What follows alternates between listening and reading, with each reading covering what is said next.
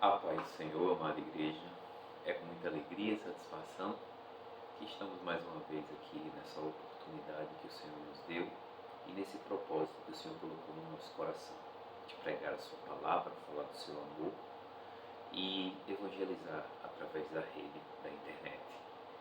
E a mensagem de hoje tem como tema: todas as coisas cooperam para o bem daqueles que amam ao Senhor. E eu vou ler a passagem que encontra-se em Romanos, capítulo 8, versículo 28, que diz o seguinte: sabemos que Deus age em todas as coisas para o bem daqueles que o amam, dos que foram chamados de acordo com o seu propósito, pois aqueles que de antemão conheceu, também os predestinou para serem conforme a imagem de seu Filho, o fim de que ele seja o primogênito entre muitos irmãos. E os que predestinou, também chamou. Aos que chamou, também justificou. E aos que justificou, também glorificou. Essa é a palavra do Senhor. Repetindo, Romanos, capítulo 8, versículo do 28 até o versículo 30. Essa palavra ela é muito poderosa porque é o chamado do Senhor. E esse chamado, ele independe de onde você nasceu, para onde você vai, que posição você exerce na sociedade. É Deus quem escolheu. E todas as coisas que acontecerem na sua trajetória cooperam para o bem daqueles que o amam. Mas esse amor, ele muitas das vezes requer sacrifícios. Amar a Deus, reconhecer a sua soberania, requer muitas das vezes que nós venhamos a não compreender tudo e viver, muitas das vezes, uma vida que requer sacrifícios, que requer que reconheçamos que a sua sabedoria ela está acima do nosso entendimento. E por que eu estou falando isso? Porque nem toda trajetória é agradável nessa terra. Nem toda trajetória nos traz prazer e satisfação nessa terra. Muitas das situações acontecem e geram certos sofrimentos. Existem diversas situações na Bíblia que a gente conhece, em que Jesus andava pelo meio do povo curando. E o Senhor me fez meditar em duas curas em especial. A primeira cura que o Senhor realizou encontra-se em Lucas, capítulo 7 e versículo 9. No final já.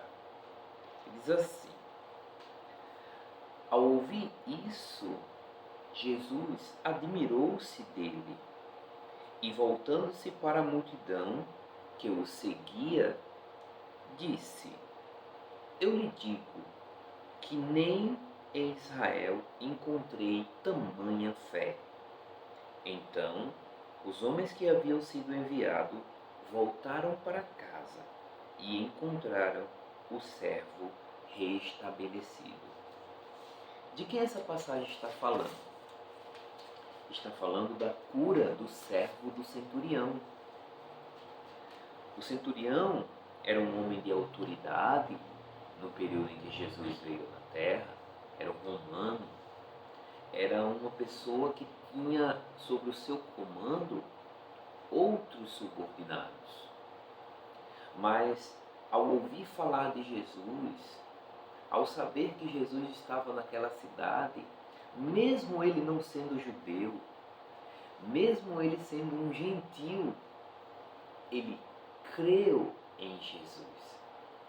Ele creu nos milagres que Jesus fazia. Mas não só isso. Ele creu que esse milagre iria o alcançar. Veja que o centurião amou ao Senhor antes que o milagre acontecesse.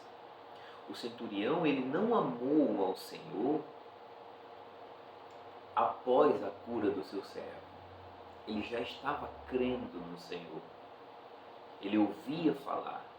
E na primeira oportunidade, foi necessário que ele dissesse para Jesus: diga uma só palavra, porque eu também sou homem de autoridade e tenho servo sobre a minha autoridade. E se o Senhor disser, se o Senhor ordenar, eu creio que o meu servo vai ser curado. E o Senhor se admirou da fé daquele homem. Veja que a enfermidade do seu servo, do servo do centurião, aconteceu para que ele pudesse ver o milagre acontecer, para que o nome do Senhor fosse glorificado, mas para que a vida daquele centurião fosse transformada, para que tudo aquilo que para ele estava apenas no campo da fé pudesse se concretizar no mundo material, que ele pudesse demonstrar para o mundo o tamanho da sua fé. Então existem coisas, irmãos, que acontecem na nossa vida que requer de nós mais fé, que requer de nós que venhamos a confiar naquilo que o Senhor planejou e projetou para nossas vidas. Independente de ser uma coisa positiva ou negativa, todas as coisas cooperam para o bem daqueles que amam, que confiam, que obedecem ao Senhor. Então as coisas acontecem e não quer dizer que isso seja fácil. Principalmente quando a gente fala de enfermidade. Principalmente quando a gente fala de algo que está fora do nosso alcance, fora da nossa capacidade humana de resolver. Porque existem muitas coisas como essas, irmãos. Encontramos a cada dia situações em que a gente precisa clamar ao Senhor e confiar naquilo que Ele está fazendo para nossas vidas. E todas as coisas cooperam para o bem daqueles que amam, que obedecem, que confiam no Senhor. Independente de qual situação você esteja vivendo, saiba que o segredo está em confiar nos planos e nos projetos de Deus para a sua e para a minha vida. Porque as situações, se a gente for parar para pensar, irmãos, o que nós conseguimos controlar é praticamente nada. Sei lá, talvez o controle remoto da televisão a gente consegue. Mas as coisas mais importantes dessa vida estão sobre o controle do nosso Deus. Por isso que é tão importante, irmãos, nós prosseguirmos e continuarmos conhecendo e prosseguindo em conhecer ao Senhor. Para que quando vier o dia mau, para quando a tristeza, o desânimo, a falta de vontade invadir o nosso ser, ela encontre lá dentro aquela fé poderosa que diga: apesar de todas essas coisas, apesar de todas as situações dizerem o contrário. Eu confio nos planos do Senhor, porque todas as coisas cooperam para o bem daqueles que amam, que obedecem e que buscam ao Senhor.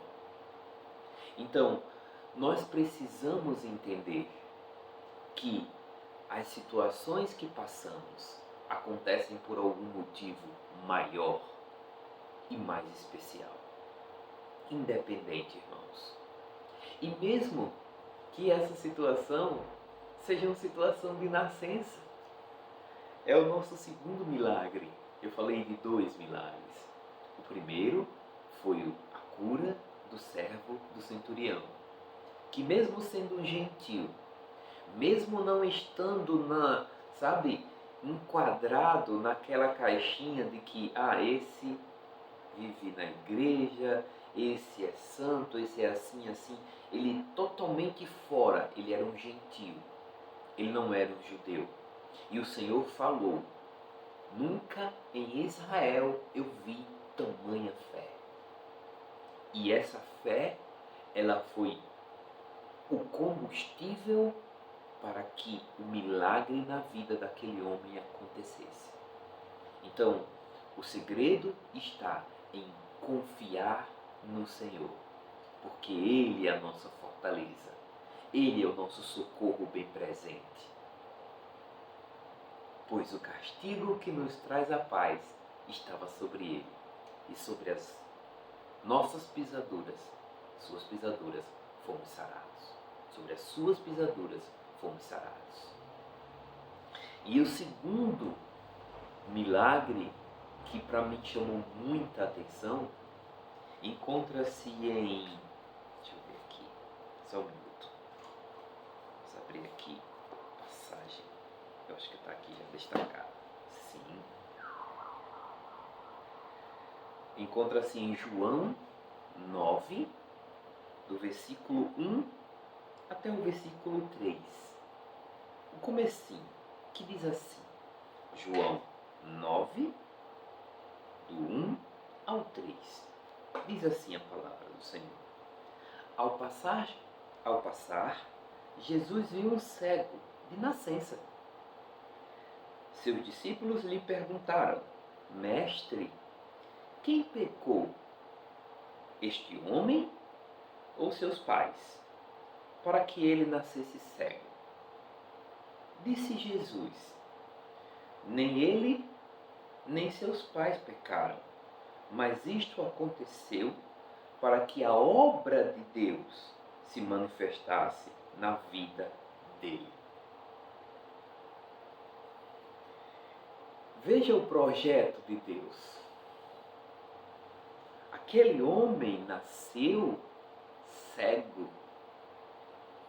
E a gente costuma rotular as pessoas que vivem ou que são acometidas de certa enfermidade, de certa miséria, de certa situação de dificuldade, sabe?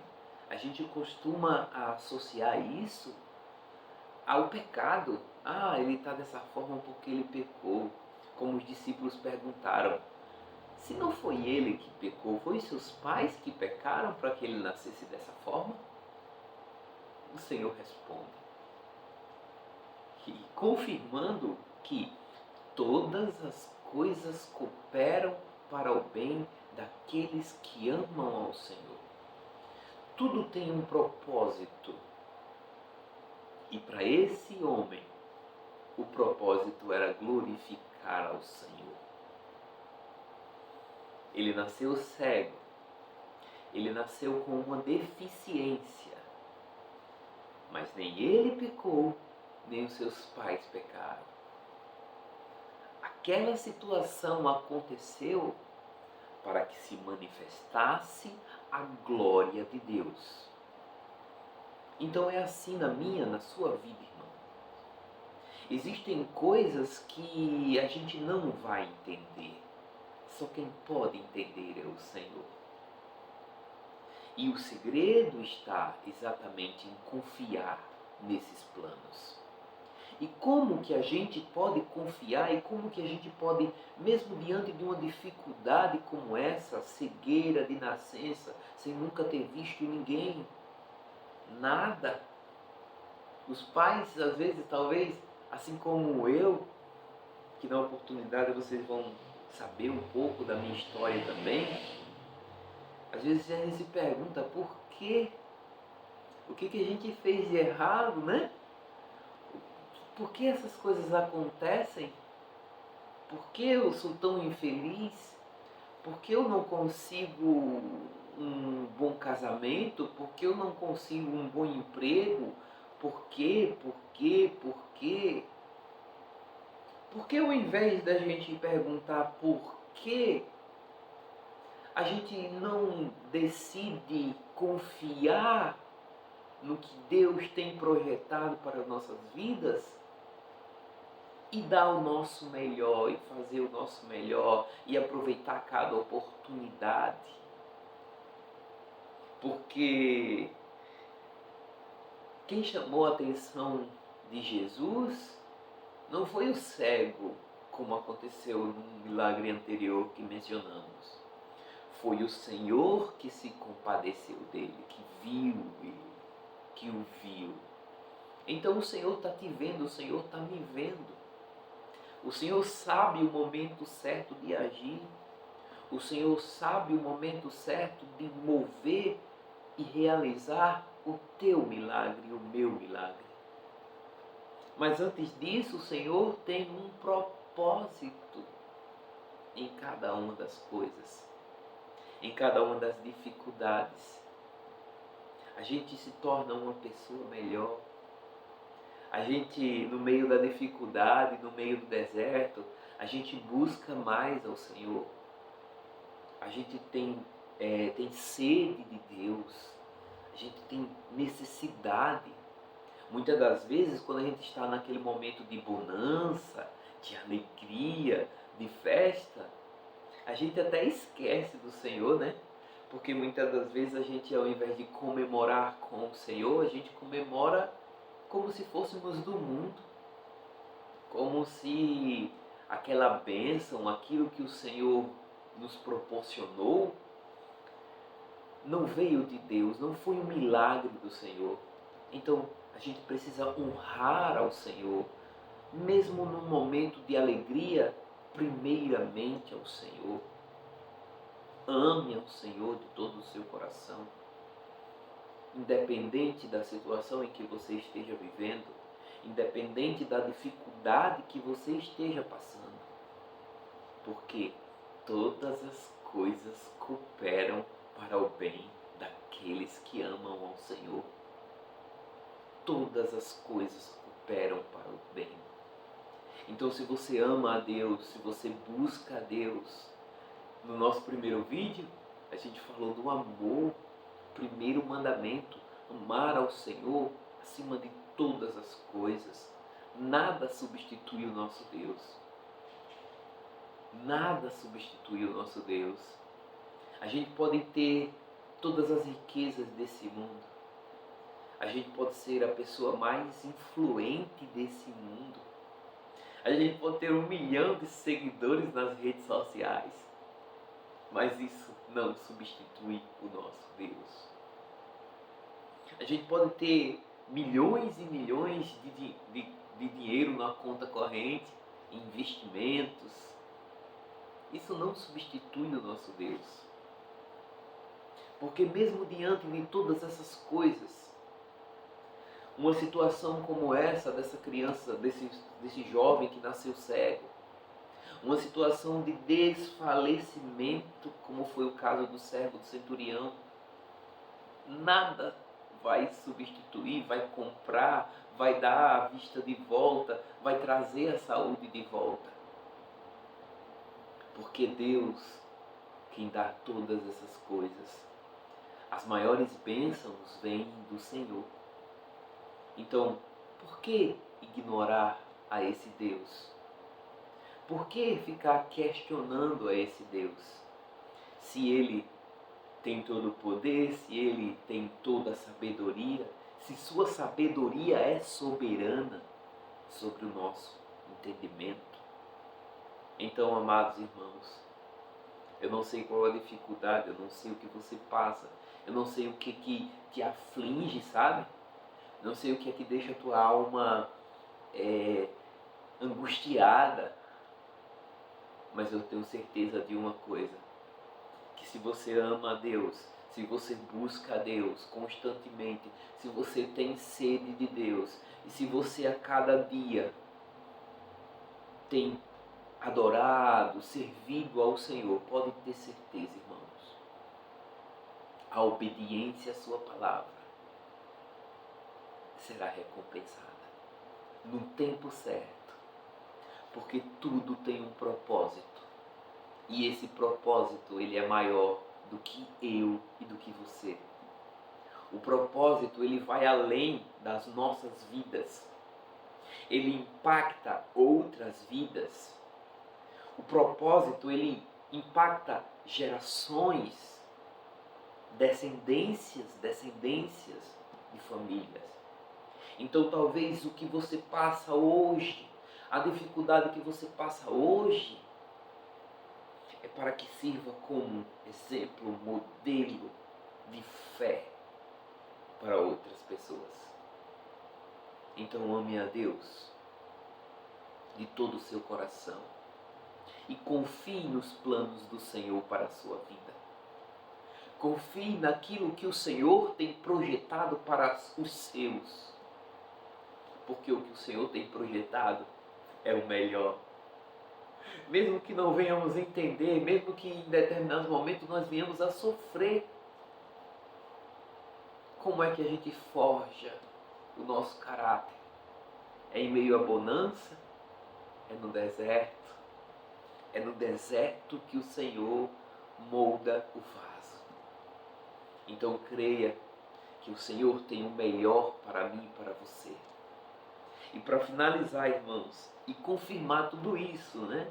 Eu vim aqui de Romanos, João, Lucas.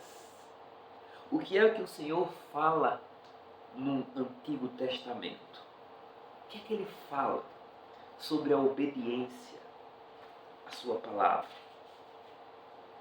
Está escrito em Deuteronômio, capítulo 11, versículo 13, que diz o seguinte: Portanto,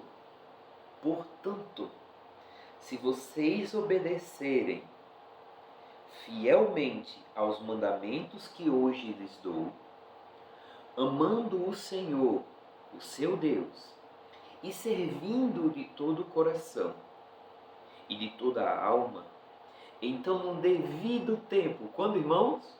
No devido tempo, não é no meu tempo, não é no seu tempo, não é quando eu quero, não é quando você quer, mas no devido tempo, enviarei chuva sobre a sua terra, chuva de outono e de primavera, para que vocês recolham o seu cereal, para que vocês recebam o seu milagre, para que a bênção chegue sobre a sua vida. Mas antes disso, precisamos amar e obedecer aos mandamentos do Senhor. E amar a Deus e obedecer aos mandamentos do Senhor é confiar que todas as coisas cooperam para o bem. Então tudo o que está acontecendo, vai chegar o momento em que a chuva vai gerar o teu cereal. E tenha vinho novo e azeite.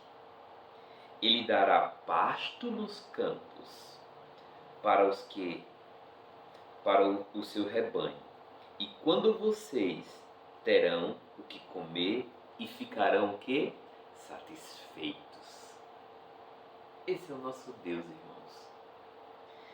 É o Deus do Antigo Testamento, é o Deus do tempo de Jesus, é o Deus do Novo Testamento, é o Deus do tempo dos apóstolos, é o Deus do nosso tempo. Ele continua falando. Ele continua sendo o mesmo, ele não muda, ele não mudou, ele não vai mudar. Porque a sua sabedoria é soberana. Então repito mais uma vez, irmãos, independente da dificuldade, colham e vivam o momento. Aprendam com o Senhor. Mesmo em meio ao deserto, mesmo em meio à bonança, busque sempre ao Senhor. Porque todas as coisas cooperam para o seu bem. Muito obrigado por ter assistido até aqui. Fico muito feliz em ter alcançado mais esse objetivo, que tem sido difícil, mas o Senhor tem nos fortalecido. E eu tenho certeza que Ele também tem te fortalecido. Fica com Deus e que a paz do Senhor esteja com todos. Até a próxima, se Deus quiser.